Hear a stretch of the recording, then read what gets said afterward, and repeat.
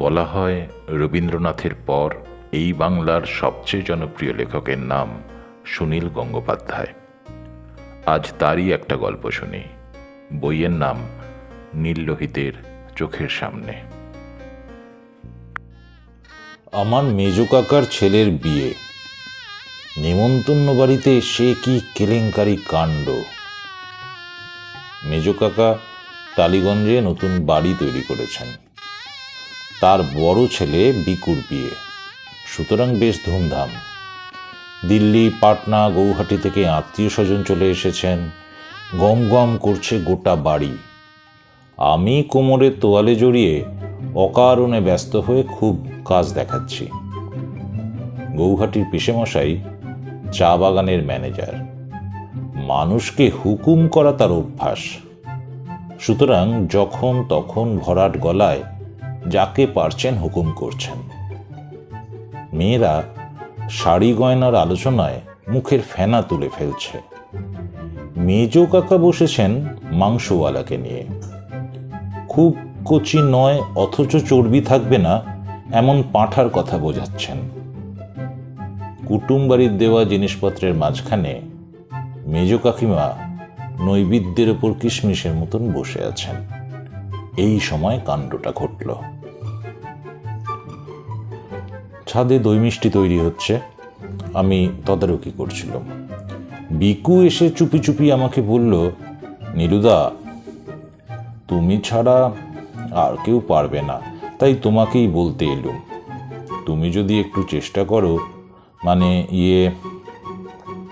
আমি হাসতে হাসতে বললুম, আর লজ্জা করতে হবে না, বলেই ফেল। কিন্তু আজ তো দেখা হবে না, আজ কাল রাত্রে। বিকু বলল, না না, তা নয়, ওর শরীরটা ভালো নেই। আমি সরলভাবে জিজ্ঞেস করলুম, ও মানে কার?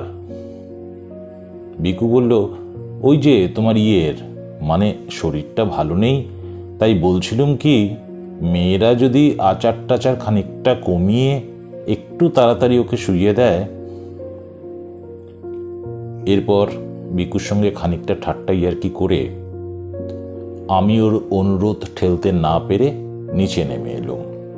যদি কৌতূহলী মেয়েদের সরিয়ে নতুন বউয়ের একটু বিশ্রামের ব্যবস্থা করা যায়।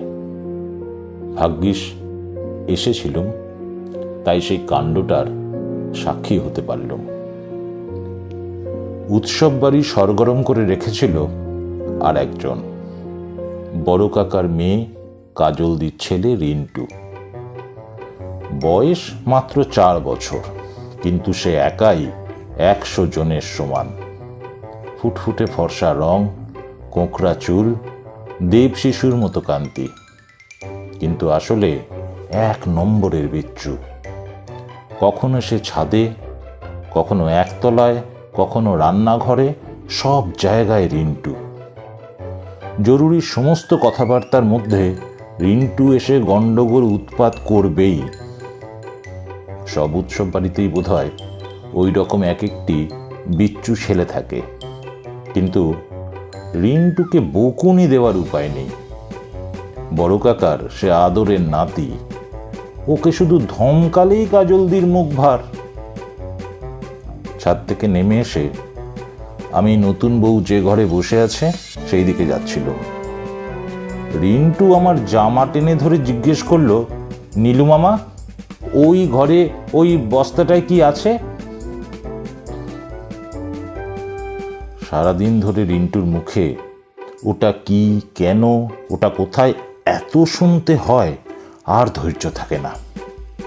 সুতরাং আমি উত্তর না দিয়েই এগিয়ে যাচ্ছিলাম। রিন্টু তবু আমার পিছনে আস্তে আস্তে বলল, বলো না, ওই বস্তাটায় কি আছে?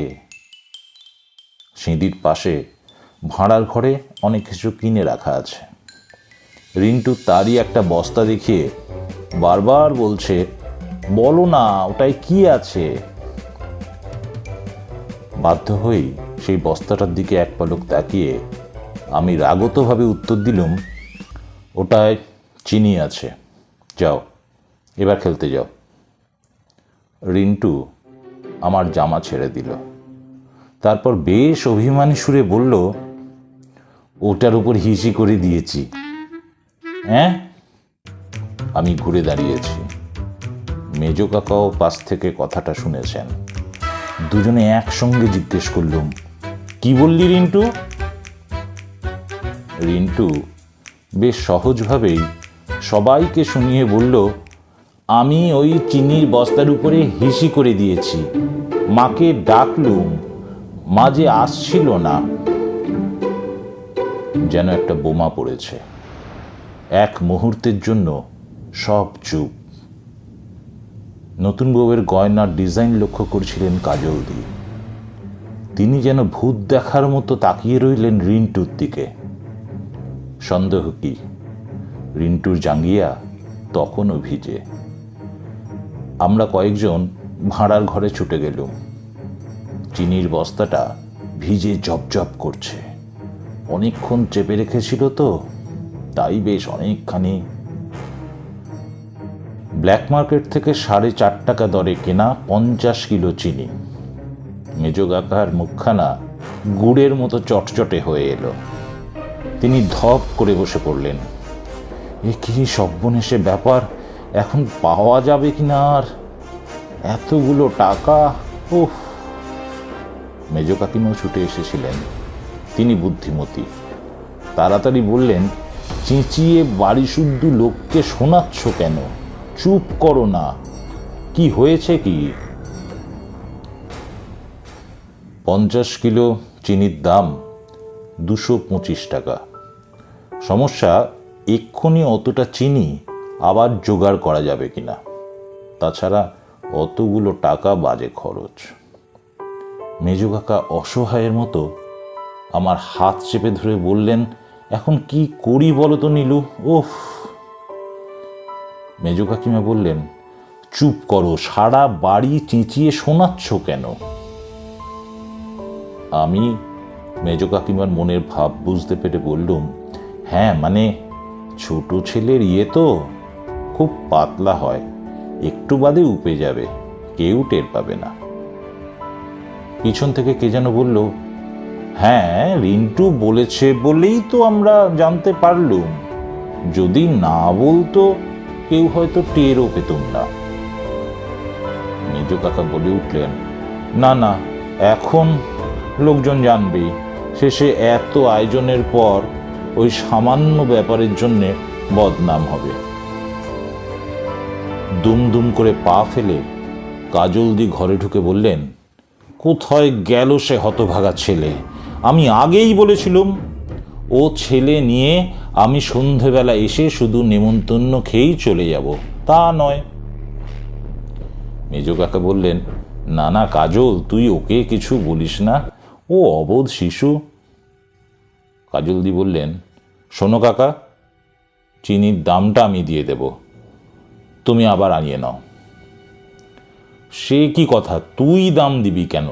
ছি, সামান্য টাকা। মোটেই সামান্য নয়। ওই টাকার জন্যে আমি কারুর কথা শুনতে পারবো না। আমার ছেলে পাজি, আমার ছেলে খারাপ, আমি শিক্ষা দিতে জানি না। কাজলদি অবস্থাটা আরও ঘোরালো করে ফেললেন। হঠাৎ ঝরঝর করে কেঁদেও ফেললেন। তারপর রাগারাগি কান্নাকাটি আরও বাড়তে লাগলো। আমি ওখান থেকে কেটে পড়ল। ছাদে উঠে দেখি ঠাকুররাও এ খবর জেনে গেছে। তারা উনুনের সামনে বসে মুখ টিপে হাসাহাসি করছে। এত তাড়াতাড়ি কি করে খবর ছড়ায় কে জানে।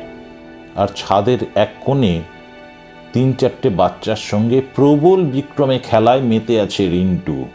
তার কোনো গ্লানি নেই। হঠাৎ আমার হাসি পেল। জর্জ ওয়াশিংটনের গল্প শুনেছিলাম। বাগানের ফুল গাছ কেটে ফেলে বাবার কাছে সে কথা স্বীকার করেছিলেন। ছেলেবেলায় তার বাবা ফুল গাছের দুঃখ থেকেও ছেলের সাহস ও সত্যবাদিতা দেখে বেশি খুশি হয়েছিলেন। আর সত্যবাদিতার জন্যেই বোধহয় তিনি প্রেসিডেন্ট হয়েছিলেন। দিব্য দৃষ্টিতে আমি রিন্টুকে দ্বিতীয় জর্জ ওয়াশিংটন হিসেবেই দেখতে পেলুম। কি সরল করে রিন্টু তখন বলেছিল, আমি চিনির বস্তায় হিসি করে দিয়েছি।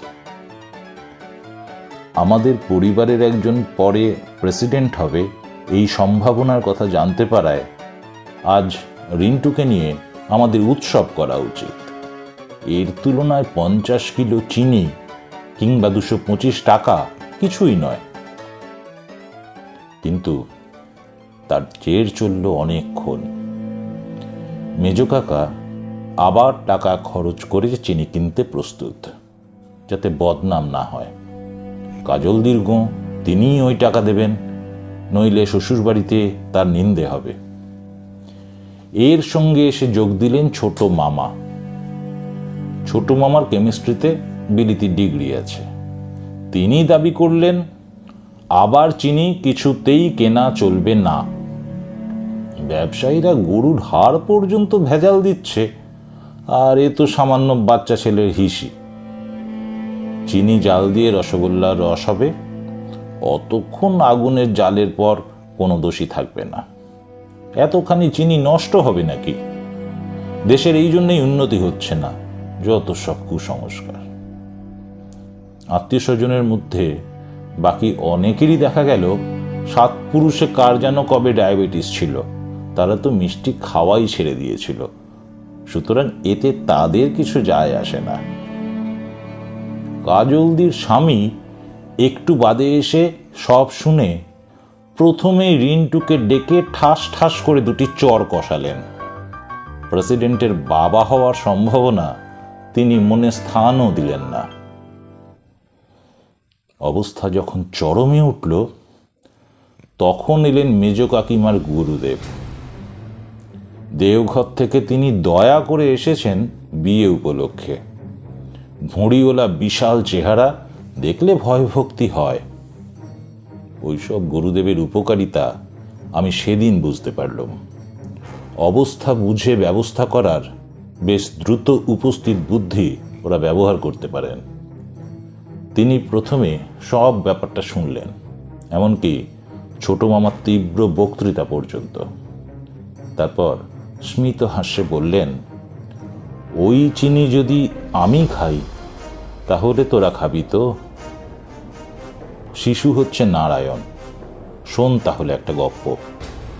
বৃন্দাবনে একদিন শ্রীকৃষ্ণ, গল্পটা মহাভারত কিংবা কোনো পুরাণে যে নেই সে সম্পর্কে আমি নিঃসন্দেহ।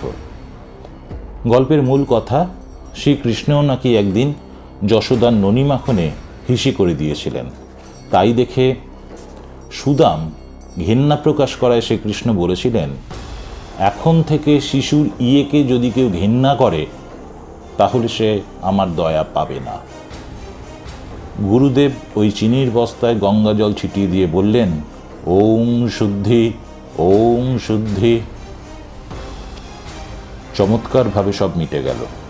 শুধু ছোট কাকা আমাকে একপাশে ডেকে ফিসফিস করে বললেন, তুই রান্নার ঠাকুরকে বলিস চিনি আবার নতুন করে কেনা হয়েছে। আচ্ছা থাক, দরকার কি? যদি জিজ্ঞেস করে তাহলেই বলবি, না জিজ্ঞেস করলে কিচ্ছু বলার দরকার নেই। সেবার আমাদের বাড়ির রান্নার মধ্যে রসগোল্লাই হয়েছিল সবচেয়ে ভালো। রসগোল্লার নতুন ধরনের স্বাদের প্রশংসা করে গেলেন সকলে, আর আমি অতক্ষণ পরিবেশন আর অন্য বাড়ির মেয়েদের সঙ্গে ফষ্টি নষ্টি করার পর আমার আর খাবার সময় কোথায়? আমি 2টো রসগোল্লা রিন্টুর মুখেই গুঁজে দিয়েছিলাম।